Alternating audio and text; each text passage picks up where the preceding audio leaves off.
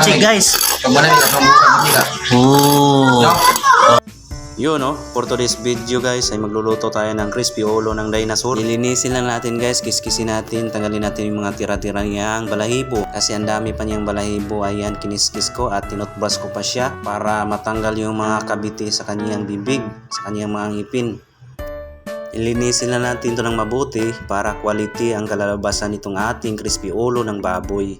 At saka kinuskos ko siya ng brush mga idol para mamaya ready to sampay na to. Para talagang malinis na malinis itong ating ulo ng dinosaur. Ayan, binalawan ko na siya guys.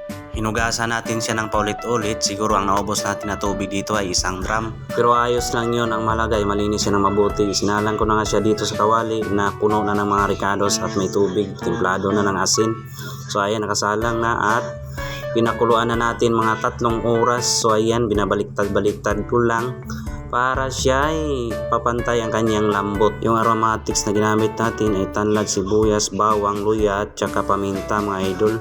Medyo matagal-tagal nga lang siyang pakuluan at lulutuin mga idol. Medyo meron ka talagang pagtsatsaga sa pagluluto nito kasi sulit naman yung ang iyong pagod. Sa puntong ito ay magpapakulo na tayo ng mantika mga idol. Nilagyan ko siya ng suka para hindi siya gaanong didikit o yun ang nakikita ko sa iba, nilagyan nila ng suka. As you can see, medyo bitin yung mantika natin guys, pero goods na yan. Balibaliktarin lang natin yan. Nung nakita ko itong nag brown brown na, excited na akong kagatin itong aking lutong crispy ulo. First time ko pala itong lutuin guys. Wow, ayan na, nag brown na talaga siya. Naglalaway na naman ako sa aking bino-voice over dito ngayon. Malapit na itong maluto ang ating putok-batok na crispy ulo ng dinosaur na idol. Ang sarap nito, ang sausawan mo ay suka na may bawang. Ang sarap, tapos maraming sili, no? So yun, luto na nga siya mga idol. Hinango ko na, sa haba pa naman ang oras na pagluluto nito. Ayos na. So ayan, kainan na tayo. Kung nagustuhan mo ang ating video, paki-like and share and follow na rin mga idol. Dalungin ang akin.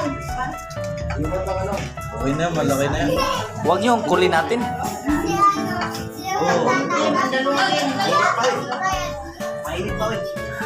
Guys, pamalayin ni Baday guys. Pamalay. Guys, ayaw din namin ni Baday.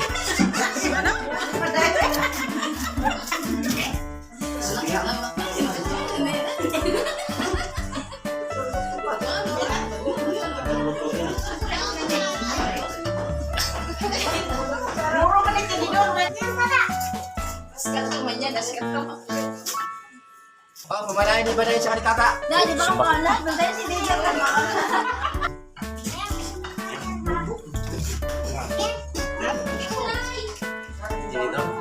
Ang bagyo, ito nangyari.